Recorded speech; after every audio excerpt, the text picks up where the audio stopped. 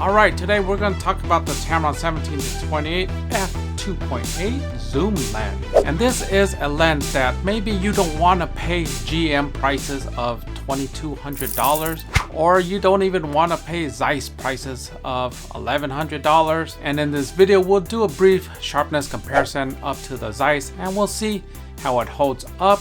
Is it really good as people say it is? And I'll share that with you later in the video.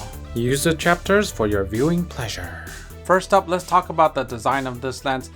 It's as bare as my hairline, no buttons or switches. However, it's got something really nice going on, an internal zoom. This lens stays at a constant size and it doesn't protrude and retract, making it great for gimbal users. Using a gimbal is cumbersome enough, and having to deal with motor issues due to weight imbalances, that's a little bit too much to ask for. If you're using the GM, for instance, you might have to go for a larger gimbal that supports more weight, and that lens is already heavy, making it even more of a chore carrying around a gimbal. So the Tamron comes in weighing only 420 grams, but there's got to be a catch, and there is. The range is limited.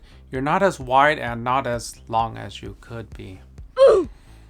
Here it is compared to 16mm of the Zeiss Alpha lens, and at this focal length it doesn't seem to be that much of a big difference. But once we go towards 35mm, you can see that the reach is quite substantial compared to 28. So not being long enough is just something that you have to learn to live with. As for the rest of the features of this lens, it offers near macro shooting abilities at 17mm, 67mm filter threads, and full weather sealing. And if you're enjoying this video, be sure to smash that like button, which prevents floppy ball head syndrome. In good light, the autofocus of the Tamron is very good. It's quick and snappy. Have a look.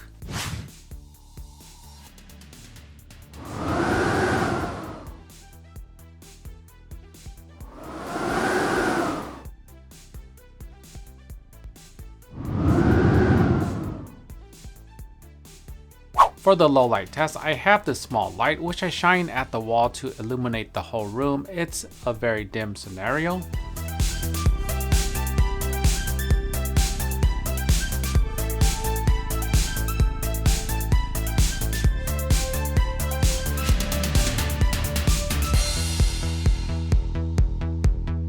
For vlogging, we'll see how 17mm f2.8 looks like, and later on in the video we'll see how the Casey Neistat effect works, which is zooming in from 17 to 28.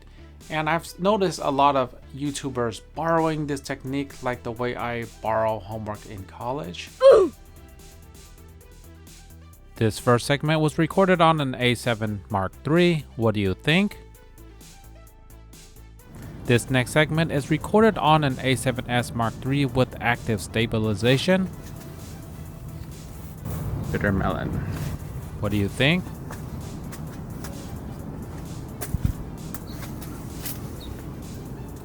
Here's the Casey Neistat effect. How does it look?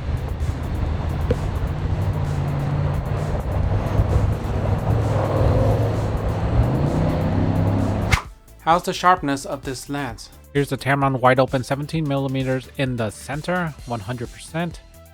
And wide open, you're near max sharpness already. And now the far corners. Okay, wide open, there's definitely good contrast. However, it's a little soft. At f4, it improves a lot. 5.6, 8. Moving on to 20 wide open, 100%. It looks very good. Here is wide open 20mm, and it is stronger here than it is at 17. And right off the bat, wide open is pretty good already. Visible at 24. We go to the center again. This lens is really sharp in the center, even wide open. The far corners, it does struggle. Here it is wide open, and f8, it is maxed out. And 28mm wide open in the center. There is some softening. I don't think anybody's gonna complain about this. It is still pretty good. Here's f4. Moving far corners, 2.8, f4, f5.6, f8. So if you're just shooting landscapes, f8 and be there. With any focal length, you'll get very sharp images. Let's see how sharp this lens is compared to the 16-35 f4 ZA. Here I have it at 17mm f2.8 next to the Zeiss Alpha at 16mm f4. We are at 100% center sharpness. The Tamron looks sharper, wide open. Moving to the edges, it continues the trend. Moving to the far edges, it is quite a bit sharper than the 16-35 f4. Moving to the far corners, it's a little bit sharper, and I think the 16-35 holds its own right here. Moving to 20mm, wide open both lens, f4 compared to f2.8 respectively. Both are fairly good, wide open on the center. Around the mid frame, the Tamron in this area looks a little bit sharper around this railing down here. And the far edges, it's more of the same. The Tamron is a tiny bit crisper. Moving to the far corners, and here we have the Zeiss Alpha doing better on the far corners. Moving on to 24mm f2.8 and f4 respectively, I would say that the Tamron looks a little bit more crispy here, and you can tell it by this side of the ship right here, this ship restaurant. The lines are just a little bit more clear. If we go towards the mid frame, so this is where the 16-35 starts to degrade. And when we go to the far edges, both of them have degradation. I would say the Tamron is slightly sharper. This is wide open still. At 28mm wide open, this is as far as the Tamron can go. We see that both are similar in the center. Towards the mid frame, once again, both of them are similar. The edges, both have some softening. Tamron may be a hair better, but it's by no meaningful amount. Let's take a look at the bokeh. At 17mm, there is some outlining in the background. However, it's so small, it's hard to spot. At 20mm f2.8, 24mm f2.8, 28mm f2.8. Let's take a look at flare. There's a mild amount going on, not too dramatic. Stopping down, there's a moderate amount of veiling going on, and the sun stars are pretty decent. Here is a side-by-side Coma test with the Batis 18.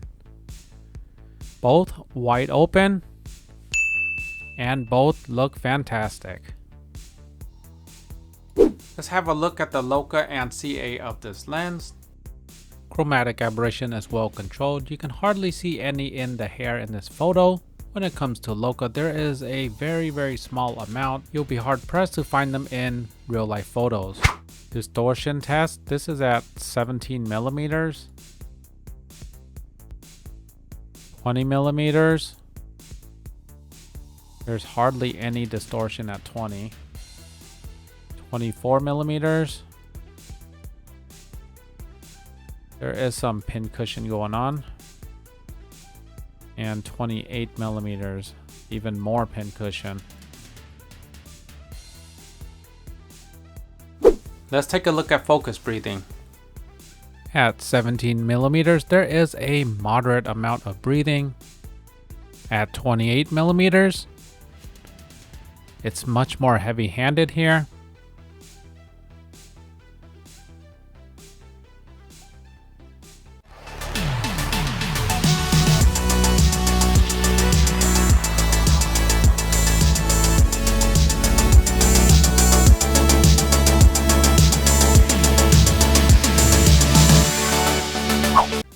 Final thoughts, this lens is still one of a kind. You're not gonna find anything this small with this type of performance in the E-mount system. It just hasn't happened yet. Will it happen in the future? Who knows? For now, I think this is such a solid lens. It's great for travel. It's nice, lightweight, small. The moderate f2.8 aperture makes it great for events. You can pair it with the 28-75 f2.8 or the upcoming 35-150 F2.8. The plastic build has been incredibly durable for me. My lens has fallen off of the gimbal onto the floor from about chest height, and it survived that fall just fine. Well, it did break the filter threads, and I've got a small secret to share, and that all these tests in this video have been done with my damaged 17-28, and they turned out fine. Thanks for watching, like, sub, share. See you on the next one.